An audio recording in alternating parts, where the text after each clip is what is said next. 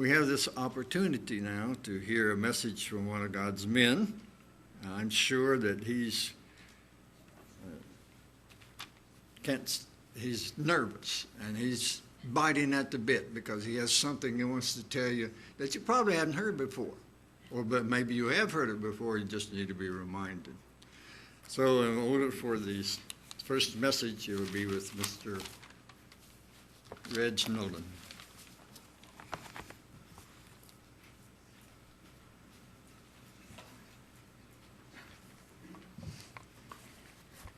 Okay, this is segment 3 of part 1 of Precious Stones in Scripture. This one is all about the stone assignments and the tribal characteristics. This is what I've been trying to lead up to all of this time. So we're going to go into a good bit of history today, as well as explore the stones individually. I've got my stones here with you, so I'm going to pass them around as I describe them to you, and you can get a feel for what they are actually like. Also, if you have my previous handouts, you might want to refer to those. If you don't have them, I have some of the ones I'm going to use for the Feast and Tabernacle seminar here that you can take as well. Who needs a handout? Okay, if you do so, I'm going to let these guys pass them out to you and return the leftovers to me. Okay, thank you. Okay, what have we learned? So far, we have learned about the precious stones and how they were put into the breastplate of the high priest and how each one of them had a specific position in the breastplate itself. We ran into a little bit of a problem in that the stones were supposed to be engraved with the names of the children of Israel, and that was a problem because some of the stones were too hard to engrave with the means that we had at our disposal. There's a legend that I mentioned to you earlier about how Solomon had a shamir, which is a stone-hungry worm that could possibly engrave the stones that were harder than they were supposed to be. But in all likelihood, they were using the softer cousins of the harder stones instead. We find that, let's see. Okay. I have to learn how to redo this every time. There we go. Okay, so before I get started, let me give you a little bit of background on what this is all about. Okay, those who advocate for the healing properties of the stones and gemstones argue that the stones are tools created by the divine, and their crystalline structures can assist us in realigning the energies when we come out of balance with the cosmos. So what they are tools that God created to help us or to assist us. Crystals are considered to be living beings, each one with his own spirit and properties, capable of drawing off negative energies and recharging us with positive energy, allowing our bodies and spirits to heal naturally and return into alignment with the universe. Crystals speak in a language of feelings. I don't speak this language, which some people can sense and respond to. We have several members in our congregation who actually respond to the stones. Even though they are not able to verbalize the communication all the time, to just feel it. Such sensitive persons may react strongly in the presence of these stones. Perhaps they may be the modern descendants of the Levites, because the Levites were the ones who had to carry the stone, particularly the high priest had to carry the stones inside the Holy of Holies with him in the process. They were sensitive to it, and it weighed heavily upon his heart. Personally, the rocks don't cry out to me. I'd be scared if they did, quite honestly. So nor do I speak to them. I am not Moses or Aaron. So this is purely for me a cerebral activity, but I'm great at doing research and formulating different therapeutics based upon them. Now, you might ask, why is this important to us? Well, in 1 Peter 2, 5 through 8, we find in this reading, coming to him as a living stone. See, the stones are living beings. coming to him as a living stone, rejected indeed by men, but chosen by God and precious. You also, as living stones, are being built up as a spiritual house, a holy priesthood, to offer spiritual sacrifices acceptable to God through Jesus Christ. Therefore, it is also contained in the Scripture, behold, I lay in Zion a chief cornerstone, elect, precious, and he who believes in him will by no means be put to shame. Therefore, to you who believe, he is precious, but to those who are disobedient, the stone which is the builders have rejected has become the chief cornerstone and a stone of stumbling and a rock of offense. They stumbled, disobedient to the word for which they were appointed. Now, this reference to the chief cornerstone. There's one cornerstone that was made so perfect that it was used to align all the other stones. There are actually usually four cornerstones in a building, and one of them is the chief cornerstone. It is perfect. And they line up the other cornerstones with that chief cornerstone, and then use those cornerstones to align the fourth one. All right, so this is all critical here. Okay, so here's my thesis. Jehovah selected each stone in the breastplate to optimize the contribution of the tribe to the nation of Israel by doing one of two things. Either by enhancing, I can see if I get this right. There it is. By enhancing or amplifying a trait that they would need, or by helping to overcome an inherent weakness that each one of them had. And they all had weaknesses as we go along. There are two questions that arise. And they are, which translation of the stone name do we use? And which sorting of the names of the tribes do we use? Okay? These questions are of consequence, because the translation of the stone name identifies which stone will be used, and because the sort order determines the assignment of the stone in the tribe. We discovered earlier that there were two basic tribal or possible sort orders, and here what I've got is a nice summary of it. If you have the little summary sheet that I just gave you, you'll find this is on the sheet for you. Okay, so here's the first row, these three, and the stone that's used, and the order in which they occur in the breastplate according to either the natural birth order or the birth order according to mother sort, that's what I'm calling it. Okay, so here's what's happening. Here's your normal natural birth order. These were in order as they were born. Reuben, Simeon, Levi, Judah, Dan, Naphtali, Gad, Asher, Issachar, Zebulun, Joseph, and Benjamin. And that's the natural birth order. But if you take a mother sort on this and put the mother's importance first, then something interesting happens. Leah had 6 sons, and here they are. And you could put all of those on one of the epaulets on the shoulder, and then the other mothers can have theirs on the remaining epaulet. But look what happens in the process. Dan disappears from the final listing. He's not in the roster of the 144,000 in Revelation. So Dan disappears because of some of his, let's say, less than righteous habits, shall we say. He disappears. And then what happens is that Issachar and Zebulun, two more of Leah's sons, move up and take that place. Then the others get moved down one step, and Joseph here is replaced by his 2 sons, Manasseh and Ephraim, and Benjamin brings up the rear. So those are the 2 possible sort orders that I consider to be valid. There are like 17 different orderings of the children of Israel in the Old Testament, but these are the 2 that I consider to be valid. Okay? You see my logic behind it? And by putting the 6 sons of Leah together on one of the epaulet, it makes a nice, neat 6-6 split for them as well. Okay, now, to do this, we need to go back and get a little bit of the family tree. I don't know how much you're aware of the family of Abraham or not, but I'm going to go through a little bit of the details here. Abraham's dad was Terah. That's his name up here. And Terah had 3 sons, Abraham, Nahor, and Haran.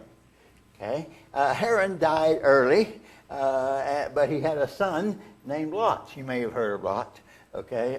So Lot here Abraham more or less adopted Lot as his nephew and carried him, or took him with him on the trips and journeys along the way. What you may not know is that Terah also married another wife, and from that wife he had a daughter. Her name was Sarah. Did you know that Sarah was Abraham's half-sister? That's why when he was presented to Abimelech and he said, "This is my sister," he wasn't telling a lie. It's true. It was also his wife, but he wasn't telling a lie. It is his sister. So Terah married another mother and produced Sarah, and then Sarah and Abraham married to produce Isaac here. But before that happened, we have Abraham. Well, see, Sarah was promised to have a child, but she was getting old in age, like 90 years old or so, and became impatient with God. So she sent in her handmaiden, her slave girl, Hagar, and to bed with Abraham, and from that union produced Ishmael, the father of the modern-day Arabs people. Now, how many people of you know that after Sarah died when she was 127 years old, so she had a child when she was 90. That makes the child about 37 years old when she died. And that child, of course, was Isaac. Okay, but after Sarah died, did you know that Abraham married another wife, Keturah, and from that he got 6 more sons. And this at the age of, about 135, 140, somewhere in that neighborhood. Abraham then lived to be 175 years old. Okay. Again, I'm doing a little bit of history so you can see where all these things come from. Now, that worked well for Abraham. So when it came time for Isaac to marry, he sent off to Terah's, his brother, basically, Nahor, who with Micah produced Bethel, and from that we produce Rebekah, and Rebekah then becomes eventually becomes the wife of Isaac. That would be his second cousin, I guess it would be. All right, so Rebekah then marries Isaac, and together they produce 2 children, Esau and Jacob. Esau becomes the Edomites as a result, and Jacob, of course, becomes the house of Israel, and that's what we'll be mainly concerned with. There's one more branch that we need to be aware of, though, and that is that when it came time for Jacob to marry, he went to Rebekah's brother, Laban, who had 2 daughters, and he wanted to marry the younger one, Rachel, but there was a custom that says that the older one must marry first. So Laban effectively tricks Jacob into marrying Leah first, and then he has to work another 7 years in order to get the bride he wanted, which was Rachel to begin with.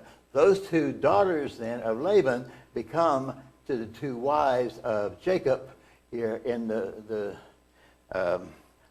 house of Israel. I'm going to go ahead and give you the whole story here on the family. It reads like an ancient soap opera is what it does, because it gets really, as you can see, there's all sorts of incestuous relationships going on here already, or not, well, it's second cousins and or half sisters and all sorts of other things along the way.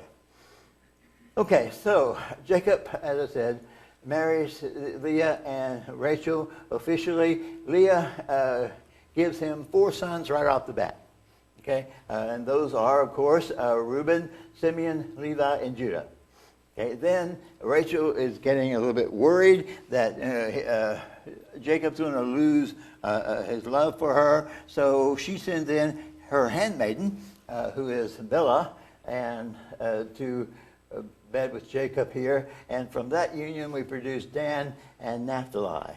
Okay, and then Leah says, well, 2 can play that game, so she sends in her handmaiden, Zilpah, and then gets from that Gad and Asher from that union.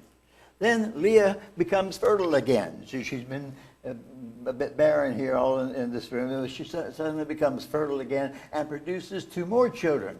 And those 2 children are of course, Issachar and Zebulun, and produces the only daughter in the group, which is Dinah.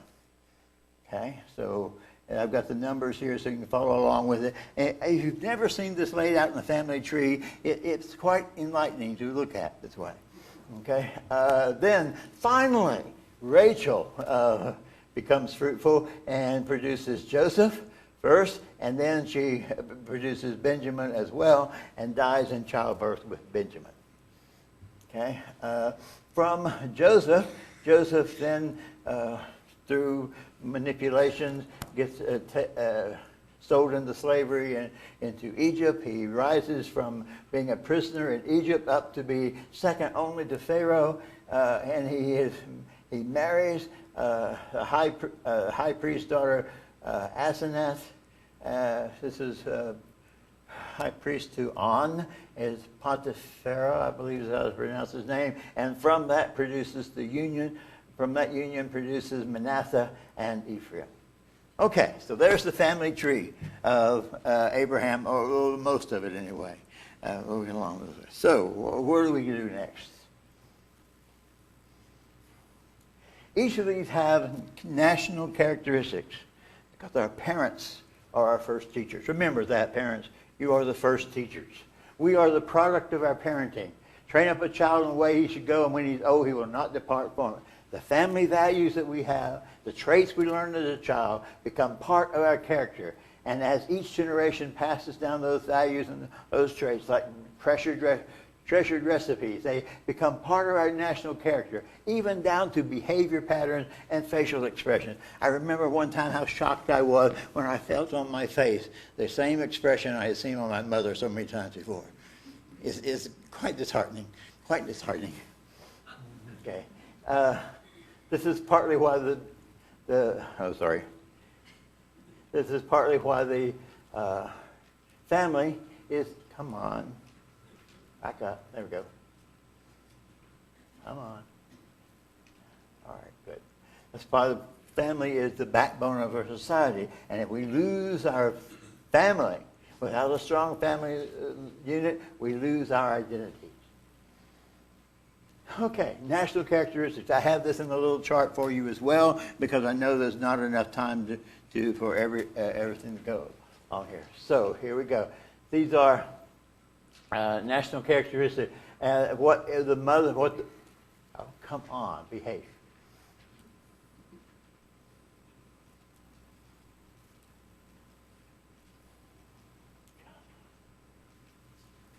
Okay, hit the wrong button.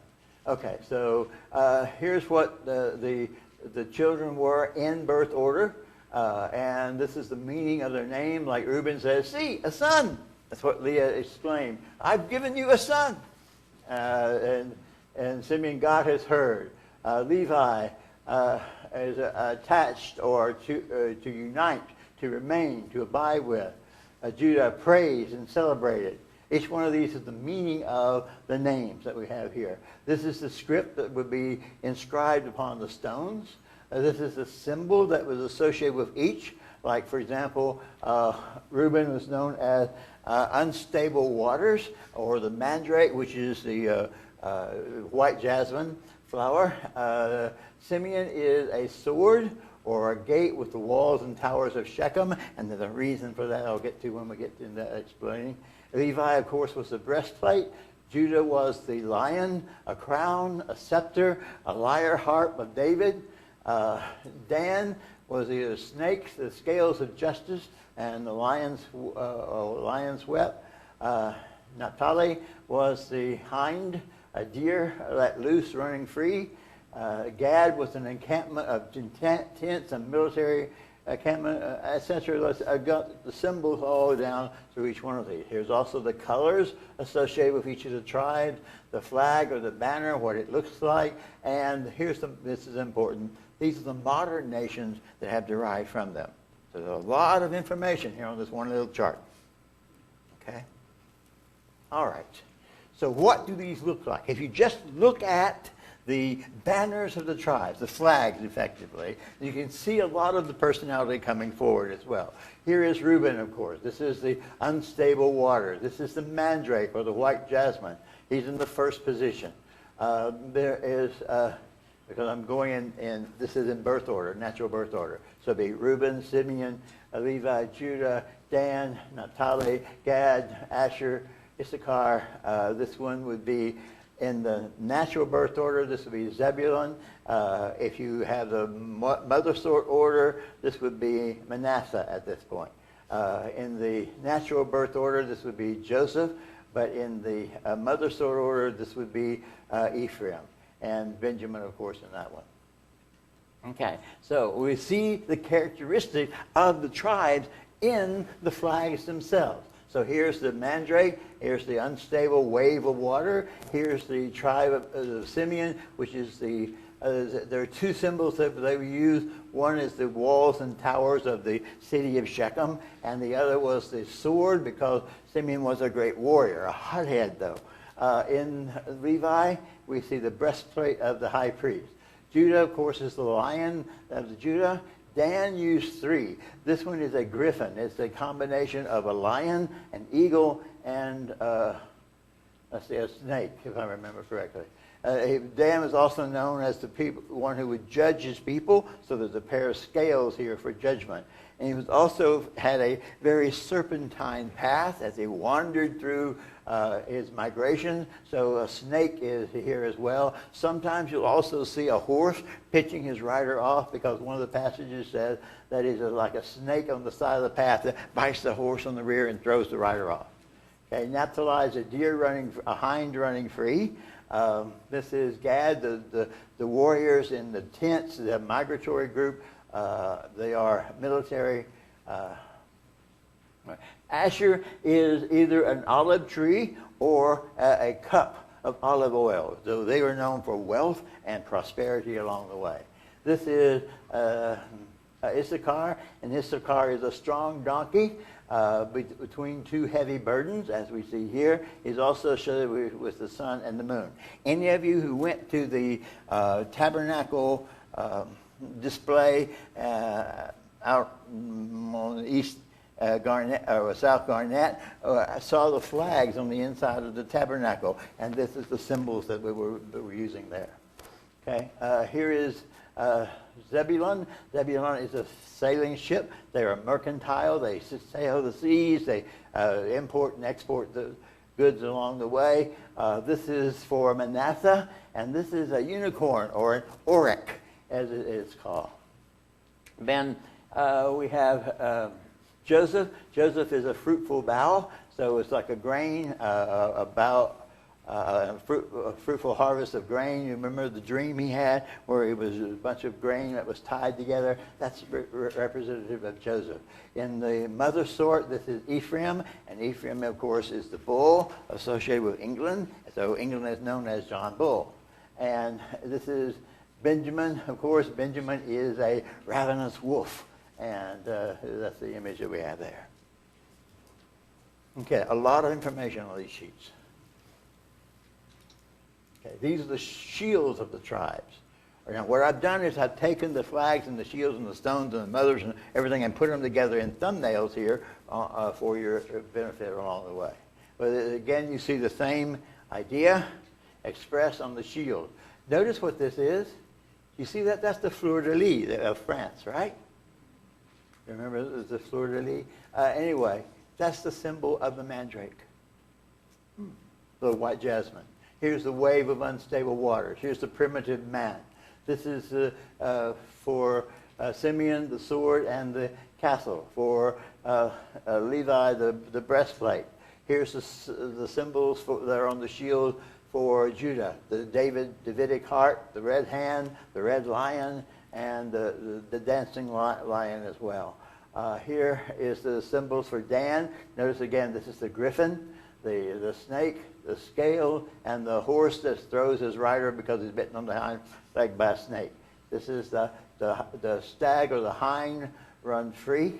Here is the tents or the soldier, the warrior for Gad.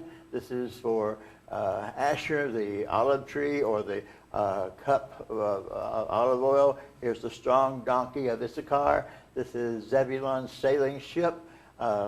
This one This is the slot that's occupied by either Joseph or Ephraim.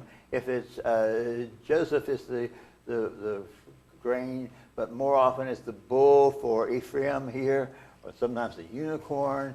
The cross and the arrows are for Manasseh, and they would be in this position in the mother sort, and the ravenous wolf, of course, is Benjamin. Okay, are you following all this? Can you follow my little handout? Well, okay, so here we go. What I'm going to do now is to jump into the explanations of the stones and why I think that the stones were positioned and assigned to each one of them. Oh, boy. Assigned to each one of them by, according to what they would need. All right, so the first one is the ruby. Or the carnelian. All right, so I have my runners come up. I'm going to have you to pass out. This is carnelian, and it is a stone to use instead of. This one is a red one, a carnelian. This one is a palm stone. It's a little bit lighter color. It's orange in nature. All right, so pass those over. What we're going to do is I'm going to pass these around from each section this way and come back up to the center. Okay, so we'll pass them out of the way. All right, so here we go. So the ruby. Okay, the ruby is too hard to be cut. It has a hardness of 9 on the Mohs scale, second only to diamond. So it would be difficult to cut, if not all. It is composed of aluminum. Come on, where are you?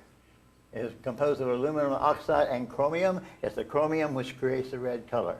The alternative is for it to be a sard or sardius, which means redness, and the carnelian is the traditional value. Carnelian has a trigonal crystalline structure with a hardness of 7, a little softer than is the ruby. All right, here's the characteristics of the ruby. Ruby is a strong stone of passion, adventure, vitality, nobility, beauty, courage, enthusiasm for life. It enables our ability to survive and to thrive. It's appropriate for Reuben, which is in the first position, because it's beneficial for dynamic leadership. See, Reuben would have been the firstborn in the family, so would have inherited the firstborn blessing, but he had this problem with lust and sexual. He went up to his father's bed and slept with Bilhah, his father's concubine, therefore defiling it with defiling the family bed with lust, and for that reason, Jacob denies him his heritage and gives it instead to what will later become Joseph. Ruby encourages a passion for life, improving motivation, vigor, etc. It can help one to tap into his innate power and fortitude, especially when one is encountering challenges to make him give. Ruby can help him to overcome doubt and anxiety and move forward in the face of fear. Recall that the French were the people who were accused of being too ready to surrender to Germany, among other things. Okay. The carnelian has stability, excellent for restoring vitality. It imparts acceptance of the cycles of life and moves forward. He has great analytical abilities and clarifies perception. Emotionally, is his powerful protector against envy, rage, and resentment, both one's own and the other people's, which the French would need. Carnelian also calms anger and banishes emotional negativity.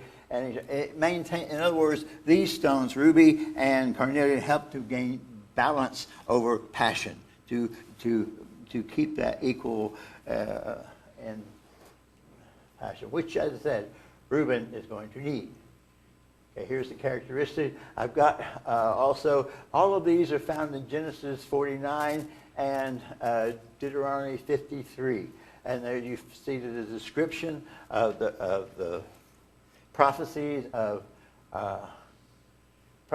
Jacob and the blessings of Moses in the process. And you'll see the name, oh, come on.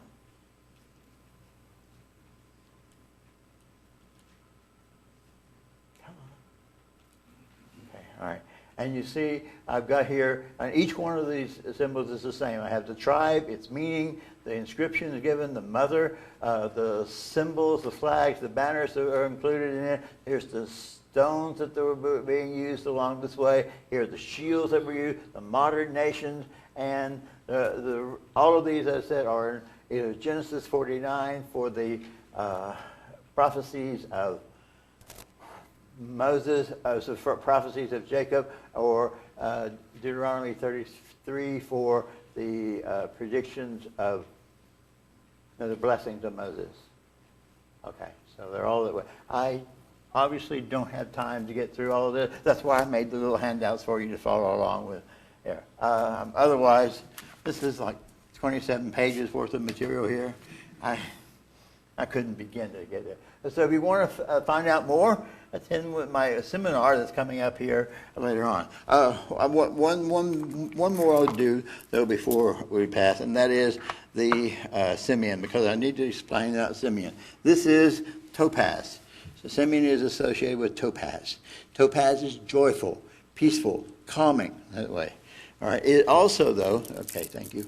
It also may be a simpler version is this one, peridot. Go ahead. This one also. This is also the same one. This is peridot. This is a little bracelet of peridot. These are two stones that were possible stones for this one. Topaz is the one that's translated. It is much too hard. It's in the same group as is the, just underneath rubies and sapphires. So it's very, very hard and difficult to engrave. But the peridot would be much easier. And they're both beautiful stones along the way. The reason I wanted to get to this one is to explain the role that Dinah has in all of this as well. Okay, this is topaz. It's highly effective. The key idea here is topaz promotes truth and forgiveness. Okay, truth and wisdom, forgiveness, the love of good fortune, finding alternate solutions to all of this. It promotes generosity, joy, generosity, abundance, good health, and encourages self-expression. This is important for the tribe of Simeon because Simeon is a hothead. I'll explain that in a moment. All right, let's get back to here's the characteristics of Simeon. All right, Simeon and his brother Leah. Oh, let me back up a little bit on the story. All right, Dinah was Jacob's only daughter. Okay, he was born after Zebulun. That means she had 10 older brothers. Can you imagine a daughter with 10 older brothers? How protective they would be. Okay, so what happens is that Dinah goes out visiting one day to the neighboring village of Shechem. And she's talking with the girls there in the process and encounters the prince of Shechem. The prince of Shechem then seduces her, and the older brothers consider it to be rape because she's a bit younger. She's like they consider it to be like statutory rape. However, she seems to be a willing participant in the seduction that occurs. As a result of this,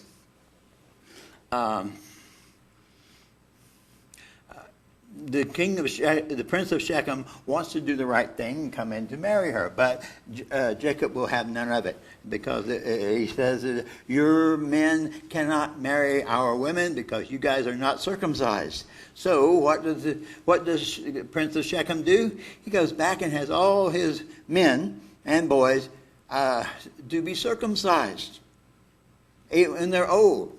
And that's a painful operation for them to do. Now, while they are in pain, Levi and Simeon go in and slaughter the whole village. Okay? They kill just about everyone. So this did not please Jacob, shall we say, because it created all sorts of political trouble for him with the neighboring villages and the like. So, let's see. Simeon receives no blessing from Moses. In fact, Moses gives no specific prophecy or even a shared one for Simeon, who is a hothead with an uncontrollable temper and coupled with a cruel streak, since Simeon never displayed any redeeming qualities to Moses before Yahweh. They lacked and continue to lack repentance. Today they are said to be the Israelites in Western Europe, and those descended from Western Europe, typically called the sin. They have mean spirits and hot tempers. Most are not Bible believers. Get an idea of what this is. Someone you do not want to have as a neighbor. He has a bad temper. Now, because of that, he gets scattered among the tribes of Israel. So because you do not want a bunch of these people together, certainly, right? That would make for all sorts of problems. Now, when the northern 10 tribes split off from Judah and Benjamin, originally Simeon was inside Judah to the south and to the west. But when they split off, the Simeonites go with the northern 10 tribes, and they get dispersed at large among the 10 tribes. So they get scattered. And that's actually a good thing, because as I said, you do not want these people all together. Anyway, I'm out of time, so I'm going to have to stop here. If you want more information, you can come look at my stones and